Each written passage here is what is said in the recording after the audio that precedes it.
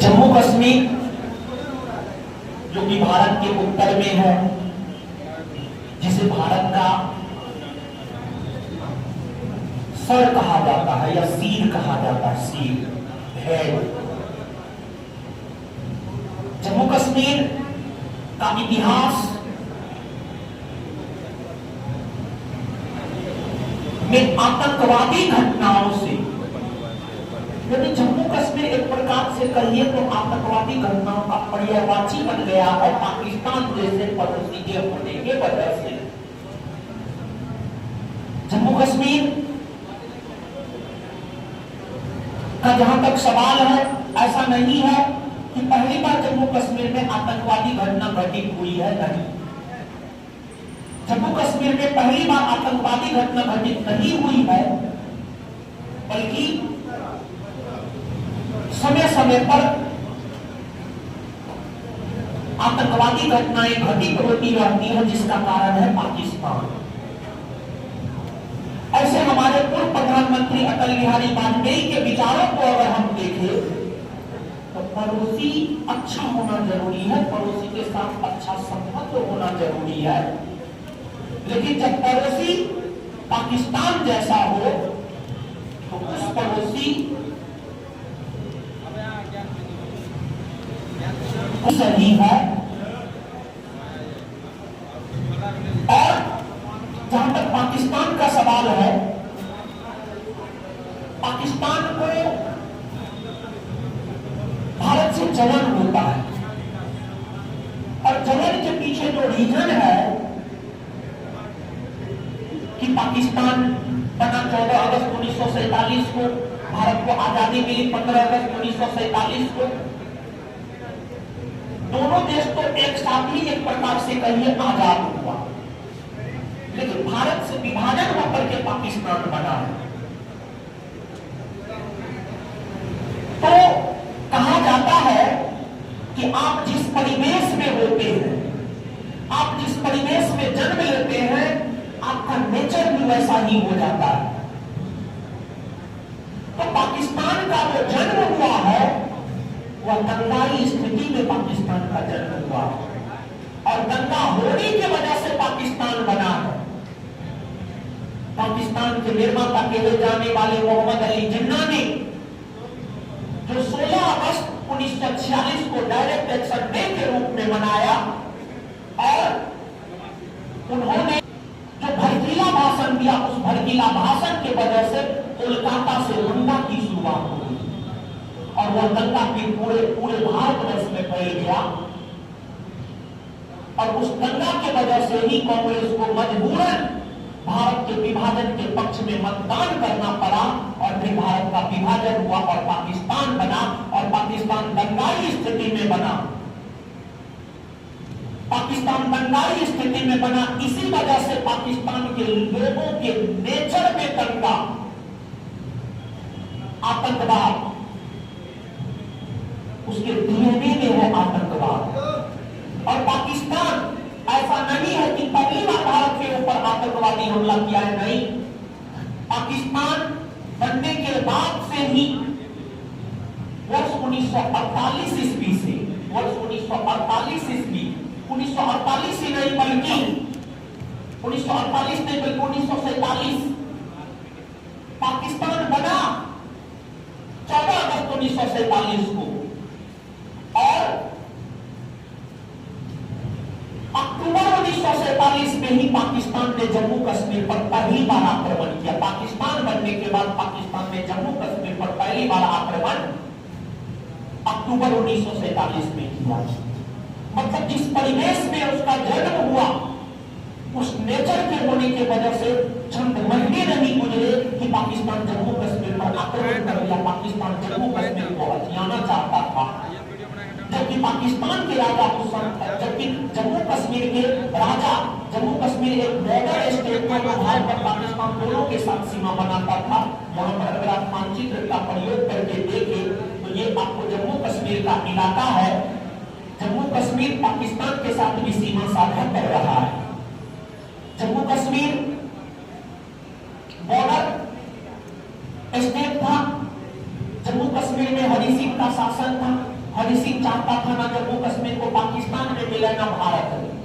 लेकिन जब पाकिस्तानियों ने जम्मू कश्मीर पर आक्रमण किया तो हरि सिंह पंडित नेहरू के साथ समझौता करते हुए जम्मू कश्मीर को पाकिस्तान में मिला दिया, जम्मू कश्मीर को भारत में मिला दिया, जम्मू कश्मीर को भारत में मिला दिया, जम्मू कश्मीर को भारत में मिलाने की घोषणा को लेकर मिलन पत्र पर हस्ताक्षर राजा हरि सिंह ने किया। इस प्रकार जम्मू कश्मीर भारत का अंग बन गया। लेकिन पाकिस्तान अपनी हरकतों से स्टार्टिंग से ही बाज नहीं आया और पाकिस्तान के निर्माता मोहम्मद अली जिन्ना सोते जागते उठते बैठते हमेशा यह सपना देखता था कि जम्मू कश्मीर को हम मिलाकर ही मरेंगे। लेकिन जो मोहम्मद अली जिन्ना 1946-47 में दंगा करवाया, मानवता को शर्मसार किया, उसको कैंसर नामक रोग हुआ और कैंसर नामक रोग होने की वजह से उसका देहांत हो गया और उसके जीवन का अंतिम समय बीबीसी ने रिपोर्ट किया है मोहम्मद अली जिन्ना के जीवन का अंतिम समय बहुत कष्ट में गुजरा। तो आप जैसा करते हैं वैसा पाते हैं, आप जिस परिवेश में रहते हैं वैसी आपकी मानसिकता बन जाती है। तो पाकिस्तान में एक जलन की भावना है कि आखिरकार भारत हमसे इतना आगे क्यों बढ़ गया। तो भारत के आगे बढ़ने का जो कारण है, भारत की नीतियां है, भारत वसुधैव कुटुंबकम में विश्वास करता है, पूरा विश्व एक परिवार है उसमें भारत विश्वास करता है और भारत अपनी नीतियों की वजह से ही आज विश्व में एक अपना अलग स्थान रखता है। और भारत की विदेश नीति की अगर आप बात करेंगे तो भारत की विदेश नीति शांतिवादी वाली रही है। तो भारत शांति में विश्वास करता है और जहां शांति है वही समृद्धि है, वही विकास है। पाकिस्तान इस बात को नहीं समझ सका है, इसी वजह से पाकिस्तान आज भी भूखा नंगा बना हुआ है। और हाल में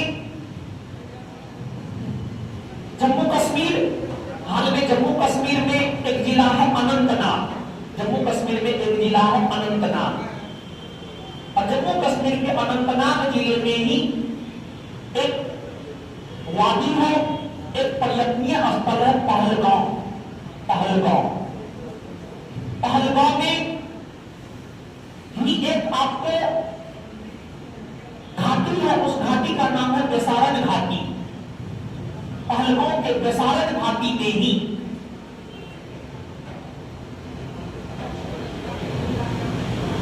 PRF नाम की एक आतंकवादी संस्था है जिसका उदय 2019 में जब केंद्र की मोदी सरकार ने अनुच्छेद 370 को समाप्त किया, क्योंकि केंद्र की मोदी सरकार के अच्छे कार्यों में गिना जाता है, उसी दरमियान जम्मू कश्मीर में PRF नामक एक आतंकवादी संगठन का उदय जम्मू कश्मीर में हुआ और इस संगठन का संबंध पाकिस्तान के आतंकवादी संगठन लश्कर-ए-तैयबा से रहा है। लश्कर-ए-तैयबा का ही एक विस्तारित रूप जम्मू कश्मीर में बना है जिसका नाम है TRF और TRF ने ही 22 अप्रैल 2025 को पहलगांव के बेसारन घाटी में हुए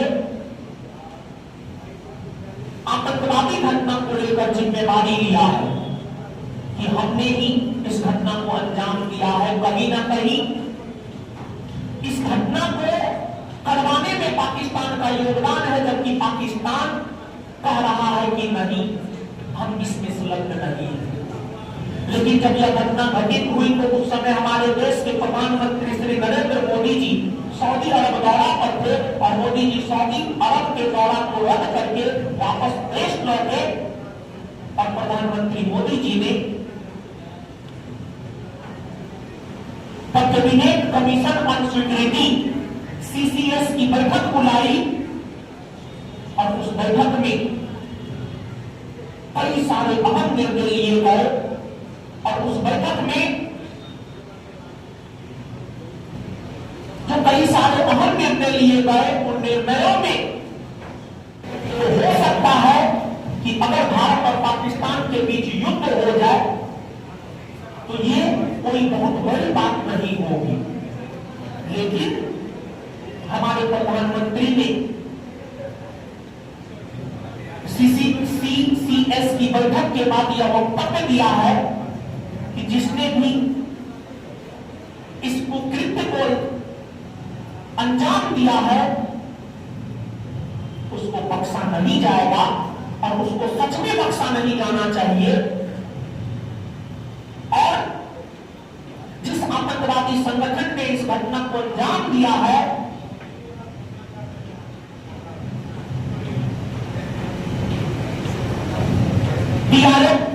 टीआरएफ के जो सदस्य जिसने इस घटना को अंजाम दिया है वे पहलवों की वादियों में सैर कर रहे पर्यटकों से कुछ प्रश्न पूछा। कलमा पढ़ने आता है, कलमा जैसे हिंदू धर्म में मंत्र होता है गायत्री मंत्र, वैसे ही कलमा इस्लाम धर्म में एक प्रकार का मंत्र होता है। कलमा पढ़ने को कहा गया, पर्यटक कलमा नहीं पढ़ा, उसको गोली मार दिया। एक महिला के पति को जब गोली मारा गया तो उस महिला ने कही कि हमें भी मार दीजिए, तो उस पर जो है आतंकवादियों ने कहा जाकर मोदी को बताना कि हम मारे। और इतना ही नहीं बल्कि धर्म पूछा गया, धर्म किस धर्म के आप हैं, और धर्म पूछ करके मारा गया। और यहां पर मेरा मानना है कि हिंदू मुसलमान कोई धर्म नहीं। कि डॉक्टर एपीजे अब्दुल कलाम जो कि भारत के पूर्व राष्ट्रपति भी रहे हैं, उन्होंने कहा है कि मुसलमान पैदाइशी आतंकवादी नहीं होता है, बल्कि मुसलमानों को जो मदरसा में कुरान पढ़ाया जाता है जिसमें अर्थ का अनर्थ बताया जाता है, उसी वजह से मुसलमान आतंकवादी बनते हैं। और मदरसों में यह पढ़ाया जाता है कि हिंदू, सिख, बौद्ध, यहूदी काफिर है, इसको मारो। और डॉक्टर एपीजे अब्दुल कलाम ने यह भी कहा है कि इन मदरसों को बंद कर दिया जाना चाहिए। तो ठीक है, मदरसा है, लेकिन उसमें अच्छी शिक्षा दी जानी चाहिए। अगर हमारी मांगे तो मदरसों को या हिंदू धर्म से संबंधित या सिख धर्म से संबंधित सभी विद्यालयों को बंद कर दिया जाना चाहिए।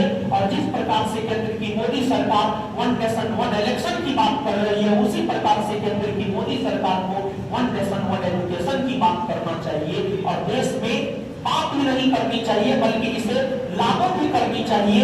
हिंदू हो, मुसलमान हो, सिख हो, सबको एक प्रकार का शिक्षा दिया जाना चाहिए। और पहलगाम में जो घटना हुई है यह प्रशासनिक तंत्र का फेल्योर भी है। कहीं ना कहीं यह घटना हमारे प्रशासनिक तंत्र की नाकामियों को भी दर्शाता है। तो इस पर भी हमारे देश के सुरक्षा एजेंसियों को जो है विचार करना चाहिए। और एक कहावत है, घर का बेदी लंका डाले। अगर विभीषण रावण के खिलाफ में नहीं जाते तो भगवान राम रावण की हत्या नहीं कर पाते। तो पहलगाम में जो घटना हुआ है, समाचार एजेंसी ने इस घटना को लेकर के यह कहा है कि इस घटना में